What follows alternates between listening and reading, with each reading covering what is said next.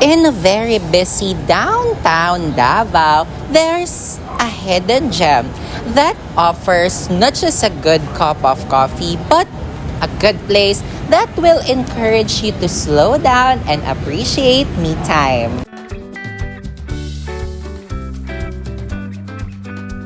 And to tell us more about Humble Table, makakakentuhan po natin si Miss Sauce. Hi, Miss Sauce! Hello. Let's start with you entering into the coffee scene. We started with Humble Coffee. Humble Coffee is a pandemic business. Our main business talaga is a BPO. And then, when the pandemic hit the country globally, what happened was we had to shut down.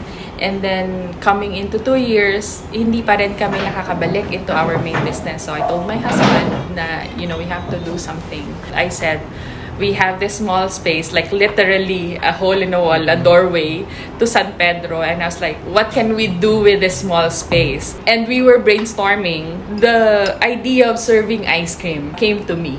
And I was like, ice cream? Kasi, scooping lang siya. It's very easy. You scoop it, you put in a cup, and then you serve it. What could be easier than that? And then, during the pandemic, maraming mga home brewers, nauuso yung mga home brewers. And my husband and I, like every Filipino, we're coffee drinkers. Yes. My love for coffee goes a long way since I was a child. I came from Mindoro, Oriental Mindoro. Batangas is our neighbor. Ah, okay. Diba? So you really know the quality of ang kape namin is kapeng barako. Oh, yes. So when I was young, I'd wake up, the smell of barako wafting in the air. Another thing is, I was introduced to the third grade coffee, Starbucks. Okay. Kasi, when I was working in Caltex, ang first Starbucks, nasa baba ng building namin. The 6750 in Makati. That's the first Starbucks ever in the Philippines. So, it has become a thing. I fell in love with coffee. I fell in love with different methods of brewing coffee. The love for coffee is already within me. And then, we were like discussing, okay, kape na lang. Coffee and ice cream. Yes. And I'm like, it's perfect. My husband and I were already looking at different suppliers, different machines. One time, my father-in-law sent us to Kalinan for an errand. And nag-detour kami ng husband ko. Nasa Mintal kami noon. And then, pag detour namin ganyan, in a small street, we saw a coffee shop. Craft coffee. Pag akyat ko sa second floor nila, Kenn, they have a roasting machine. They have a different displays of coffee machines. And I was like, alam mo yun? I did my due diligence. Yes. I really studied it. And then, I chose them to be our supplier. We bought the machine from them. Even Humble Coffee Beans is from them. Until now? Until now. For Humble Table, we're using H Proper. Okay. But for Humble Coffee, I have never changed supplier since we started. Okay. They are a very big part of our journey. Humble Coffee started in the humblest of times. Yes. The most humbling way. Correct.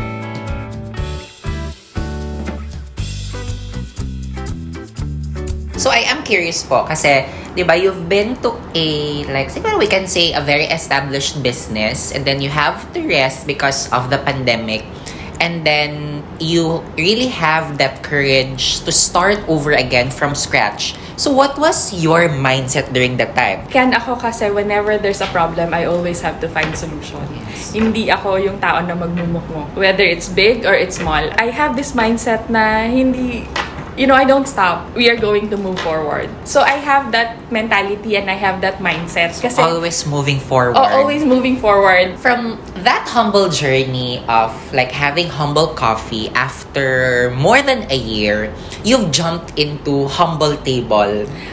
Yes.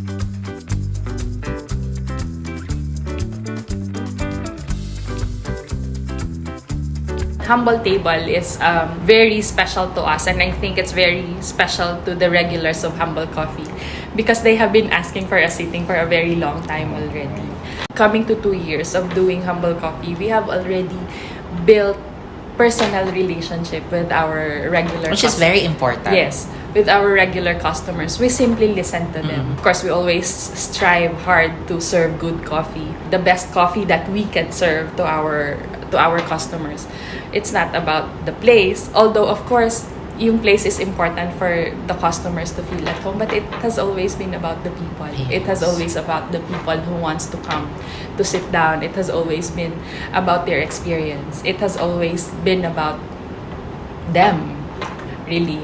What we're really offering is a safe space for everyone to come, to rest, and drink their coffee. Question lang, for a business owner, when is really the best time to level up the business? Depende, Ken, no? Kasi if you're the type of businessman na malalim yung bulsa mo, you have a lot of room for errors. But for us, coming from a very tight resource, we started small, but we were already thinking big. So we started with a very small pace, but the expansion has already been in my head. And then whatever we earn from the business, we'd always put in the business so that we can continue. Which is, I think, very important also, especially for like young entrepreneurs na kung ano lang muna talaga yung earnings, then work from that budget, slowly but surely, di ba? Yes. Yung earnings, you have to reinvest and reinvest. Slowly but surely. I think that's the process that we have to appreciate. Wala namang formula for success talaga. If there is, it's discipline, it's consistency talaga. Consistency is really the key. And the proper mindset. Yes, the proper a healthy mindset. Yes, a healthy mindset.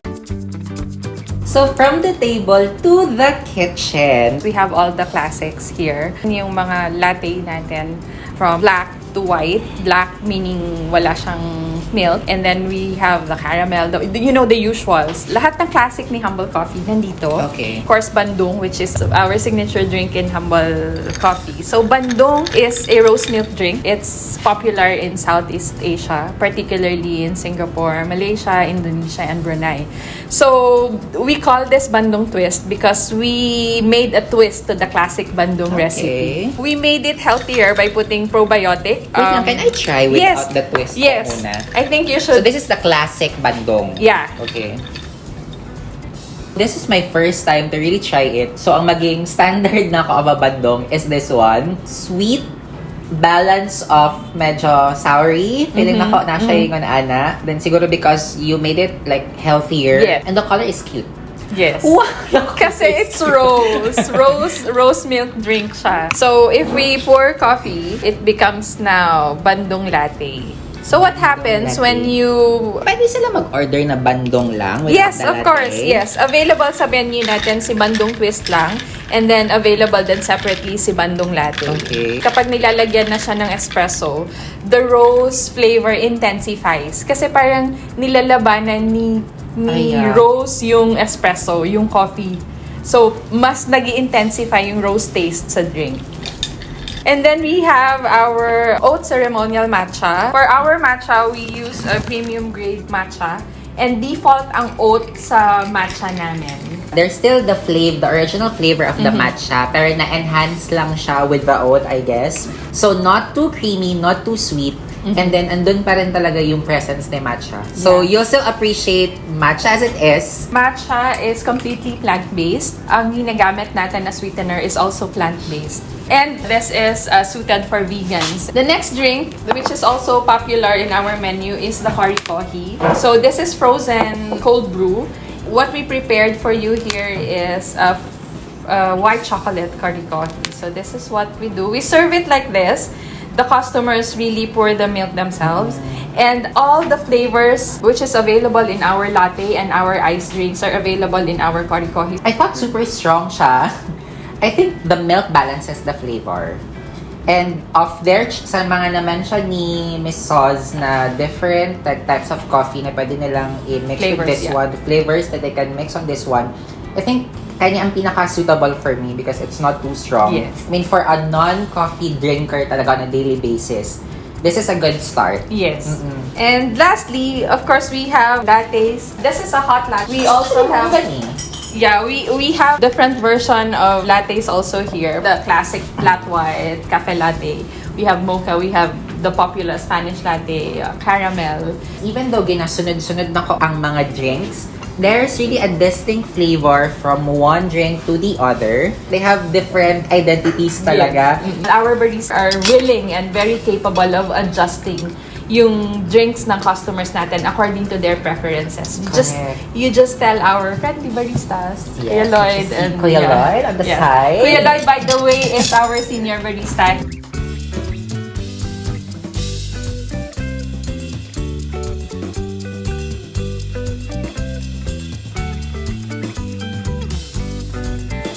So, perfect pair sa mga drinks here are your sandwiches. Yes. Currently, we have 3 sandwiches. We have pulled pork. We have egg sunrise, which is our fresh take on the usual heavy mouthfeel ng egg. So, this is egg sunrise, and then we have the classic tuna. Which is asa siya inspired na sandwich? Subway. Subway, Okay. sub-style sandwiches, yes. These are cold sandwiches, and we serve it with chips. The price range of our drinks is from 100 to 190. 190 being our oat matcha. But as I've said earlier... Kasi legit mga ingredients and authentic, yes. right? So as I've said earlier, default na po yung oat sa matcha natin, so you don't have to upgrade. In fairness to the tuna, number 1, dili ko siya katol. So, just a big factor. Very fresh ang veggies. Actually, very simple lang siya, guys. Not overwhelming. Perfect pair good siya to any of the drink.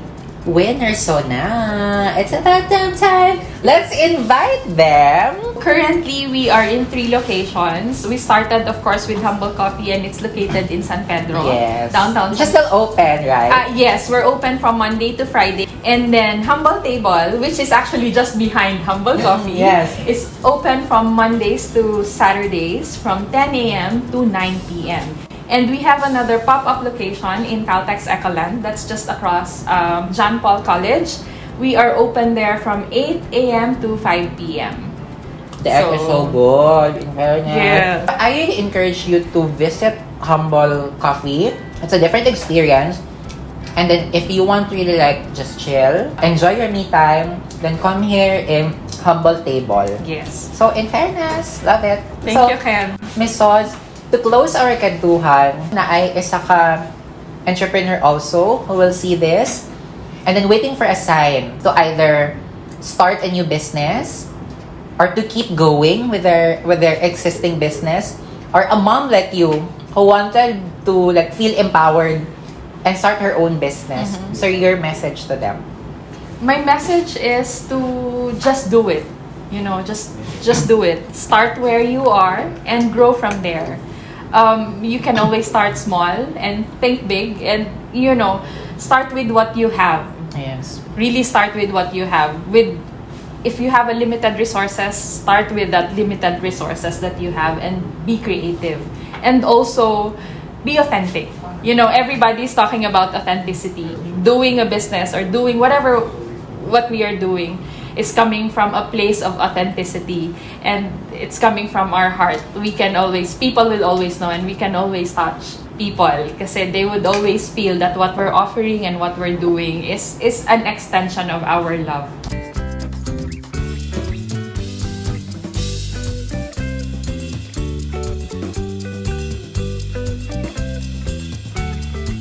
Love local! Support local.